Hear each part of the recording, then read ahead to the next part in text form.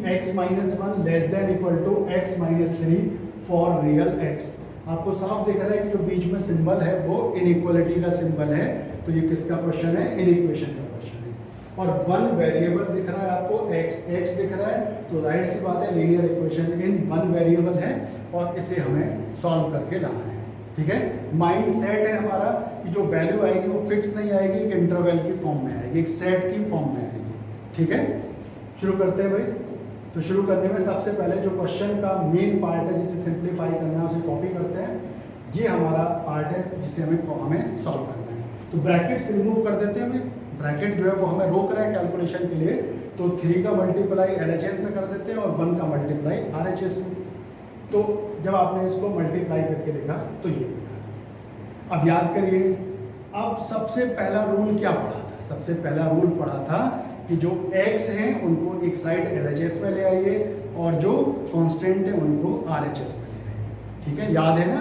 नहीं याद है तो एक बार गौर भी कर लीजिए। क्या था?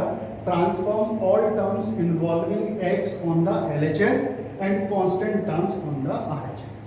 ठीक है, तो देखिए यहाँ पे कि जो आपकी x की टर्म है ये आपका सिंबल हो गया LHS और RHS। अब हमें अरेंज करनी है।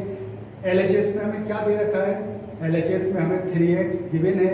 अब जो RHS का x है उसको हम किधर ले जा रहे हैं? LHS में। इस RHS के x को LHS में ले जा रहे हैं। पढ़ा था हमने कि अगर हम किसी भी टर्म को अगर हम शिफ्ट करेंगे, किसी नंबर को शिफ्ट करेंगे, चाहे वो वेरिएबल है चाहे वो कांस्टेंट है, दूसरी तरफ दूसरी साइड में, तो उसका साइन क्या हो जाएगा? चेंज हो जाएगा। तो x कैसा है? पॉजिटिव। और अगर मैं इसको लेफ्ट साइड ले जाऊंगा तो कैसा हो जाएगा? नेगेटिव। तो क्लियर है? ये x लेफ्ट साइड जाके कैसा हो गया? नेगेटिव हो गया। राइट। अब RHS में देखिए, RHS में कांस्टेंट, एक कांस्टेंट ऑलरेडी है, क्या बचा हुआ है? -3। अब जो LHS में है उसको मुझे RHS लेके जाना है, वहां पर वो नेगेटिव है तो इधर आके वो क्या हो जाएगा? पॉजिटिव हो जाएगा। ठीक है, तो हमारा जो 3 है, जो -3 था, वो इधर आके क्या हो गया? पॉजिटिव हो गया। क्लियर? अब LHS को सिंप्लीफाई कर लेते हैं भाई। जो LHS है 3x माइनस x क्या हो जाएगा? 2x हो जाएगा। क्लियर है? अब बीच का सिंबल और फिर उसके बाद में हम लोग RHS की बात करते हैं। RHS आपको साफ दिख रहा है कि -3 और +3 ये तो कैंसिल आउट हो जाएंगे, तो RHS में क्या मिलेगा हमें? RHS में मिलेगा 0।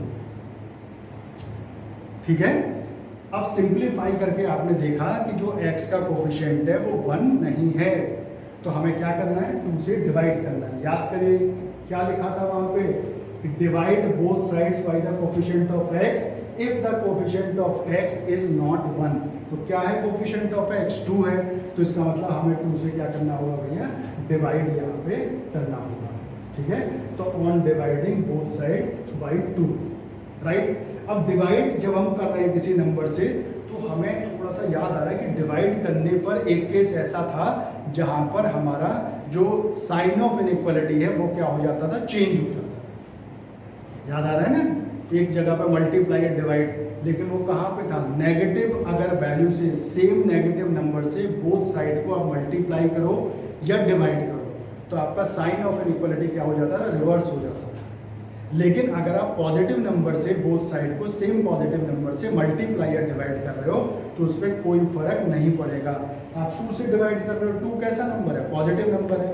ठीक है, और इस बात को हमने मेंशन भी कर दिया कि भाई डरने की जरूरत नहीं है। Both sides of an equation can be multiply और divided by the same positive number without affecting the sign of inequality. अगर पॉजिटिव नंबर से मल्टीप्लाई या डिवाइड करना है तो बिना झिझक के, बिना कुछ सोचे डिवाइड कर डालो, इनइक्वालिटी के साइन पर कोई फर्क नहीं पड़ेगा। तो इनइक्वालिटी का साइन यहाँ पे कैसा था? Less than equal to. तो इनइक्वालिटी का साइन कैसा रहना है? लेस देन इक्वल टू ही रहना है। ठीक है, अब जो LHS है इसको हमने डिवाइड किया 2 से और RHS को हमने डिवाइड किया 2 से। LHS में साफ दिख रहा है 2 से 2 यहाँ पे क्या हो रहा है? कैंसिल। राइट। तो LHS में क्या बच गया हमारा? x। और RHS आपको साफ दिख रहा है कि 0 से अगर मैं किसी को डिवाइड करता हूं तो क्या रहता है? 0। 0 से अगर मैं किसी नंबर को भी डिवाइड करूं आंसर हमेशा क्या आता है? 0 आता है। तो इनइक्वालिटी जो है वो सेम रहेगी और राइट साइड में क्या आ जाएगा? 0। ठीक है, तो ये पूरा जो इनइक्वालिटी था, जो इक्वेशन था, ये रिड्यूस होकर के क्या बन गया, x is smaller than equal to 0, और यही इसका क्या है, सॉल्यूशन सेट। ठीक है, याद करिए हमने बताया था कि इसको आप इंटरवल की फॉर्म में भी लिख सकते हो, 0 या 0 से स्मॉलर, और 0 से स्मॉलर नंबर लाइन पे सोचो कहाँ तक जा सकते हैं, माइनस इन्फिनिटी। तो अगर मैं इसे इन टर्म्स ऑफ इंटरवल लिखना चाहता हूँ तो इन टर्म्स ऑफ इंटरवल में क्या लिखा जाएगा, ये लिखा जाएगा x equal to minus infinitive comma 0। Brackets को आप बहुत अच्छे से जानते हो, जिस नंबर के आगे ये स्क्वायर ब्रैकेट लगा होता है उसका मतलब होता है कि वो नंबर इंक्लूडेड है। 0 हम एक्सेप्टेबल वैल्यू है, हम उसको एक्सेप्ट करेंगे। यहाँ देखिए लेस देन इक्वल टू 0, तो 0 जो है वो इसके सोल्यूशन का पार्ट होगा, और इन्फिनिटिव कोई फिक्स नंबर नहीं है, तो इन्फिनिटिव के आगे हमेशा हम लोग इस ब्रैकेट को लगाते हैं। कौन सा ब्रैकेट है, ये स्मॉल ब्रैकेट। ठीक है, इसको हम लोग यूज करते हैं, और इसका मतलब क्या होता है, इसका मतलब है कि ये वैल्यू एक्सक्लूडेड रहेगी, राइट। तो हमने ये बना लिया। अब आप चाहो तो इस सॉल्यूशन को नंबर लाइन पर भी रिप्रेजेंट कर सकते हो। तो अभी हमने क्या पढ़ा, अभी तो हमने सिर्फ ये पढ़ा कि अगर एक इक्वेशन था उसको x के लिए सॉल्व करना था, तो ये हमारा आंसर हमारा आ गया। ठीक है, अब बात करते हैं कि अगर हमें ये दे रखा हो क्वेश्चन कुछ इस तरीके से हो, कैसे हो बेटा, solve this for real x and represent the solution on number line. आपको सॉल्व करना है, लेकिन उसका जो सॉल्यूशन है उसको आपको नंबर लाइन पर रिप्रेजेंट करना है। तो सॉल्व तो हम कर चुके हैं, ये फाइनली रिड्यूस होकर के कितना आ गया था, x less than equal to 0, और इन टर्म्स ऑफ इंटरवल कितना आ गया था, ये x equal to minus infinitive comma 0, 0 is included and minus infinitive is not included. ठीक है, अब इसको वन वेरिएबल का जो ग्राफ होता है वो नंबर लाइन पे हम लोग प्लॉट करते हैं। तो हम नंबर लाइन पे इस ग्राफ को बनाना चाह रहे हैं। तो नंबर लाइन सबसे पहले आप एक ड्रॉ कर लीजिए। अब इस नंबर लाइन पे आप जो पॉइंट लेंगे, वो पॉइंट आप गौर करिए, हमारा जो एक फाइनाइट वैल्यू है वो 0 है। नंबर लाइन कहाँ तक जाएगी, माइनस इन्फिनिटिव तक और प्लस इन्फिनिटिव तक, राइट। और हमारा जो नंबर हमें लेना है वो 0 लेना है। तो अच्छा क्या रहता है कि हम 0 से कुछ लेफ्ट में भी वैल्यू हम मार्क करें और कुछ राइट में भी वैल्यू मार्क करें। ठीक है, तो हमने यहाँ पर कुछ वैल्यूज कंसीडर करें। ठीक है, ये 0 है जो हमें कंसीडर करना है, कुछ वैल्यूज इसके लेफ्ट में भी ले ली, कहाँ तक, माइनस इन्फिनिटिव तक, और कुछ वैल्यूज हमने राइट में ले ली, कहाँ तक, प्लस इन्फिनिटिव तक। ये बात समझ में आ गई। नंबर लाइन ड्रॉ करा, और जो वैल्यू हमें चाहिए, जिस वैल्यू को हमें यहाँ पर प्लॉट करना है, मार्क करना है, उस वैल्यू के से कुछ ज़्यादा वैल्यूज हमने राइट साइड ले लिए और कुछ वैल्यूज हमने लेफ्ट साइड ले ली। ठीक है, अब हम एक पॉइंट बना रहे हैं, एक सर्कल बना रहे हैं, पॉइंट एक सर्कल बना रहे हैं, छोटा सा सर्कल बना रहे हैं, कहाँ पर, उस वैल्यू पर जो हमें कंसीडर करनी है। तो 0 हमें कंसीडर करनी है, हमने 0 के ऊपर एक बहुत छोटा सा सर्कल बनाया है। सर्कल क्यों कह रहे हैं, क्योंकि यहाँ पे मीनिंग है कि ये सर्कल या तो फिल्ड होगा और या फिर ये क्या होगा, ब्लैंक। ठीक है, अभी आपको क्या दिख रहा है, होलो दिख रहा है, अभी तो ये खाली दिख रहा है हमें, राइट। तो ये क्या सॉलिड कब होता है और ये होलो कब होता है।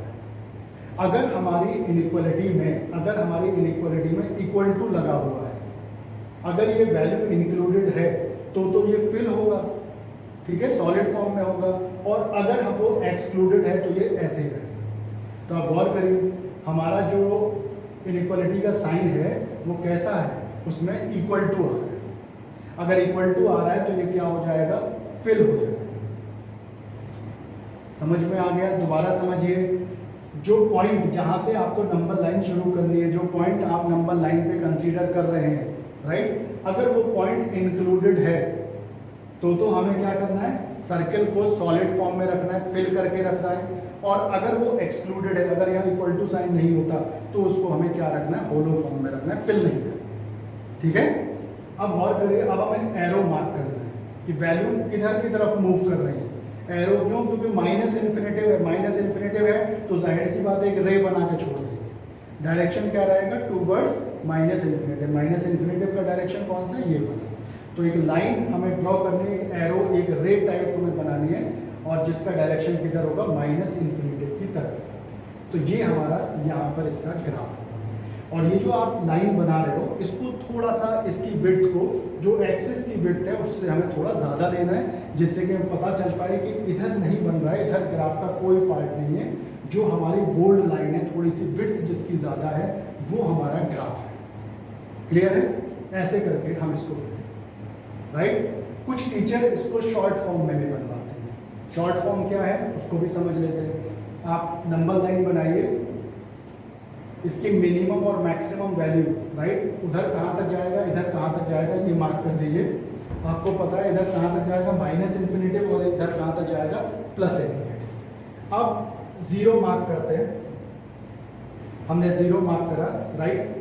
बात फिर वही है कि जीरो पे जो हमने सर्कल लिया है वो फिल होगा या फिर ऐसे ही रहेगा।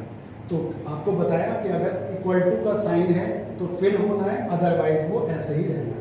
तो क्लियर है, इक्वल टू का साइन है तो ये क्या हो जाएगा, फिल हो जाएगा।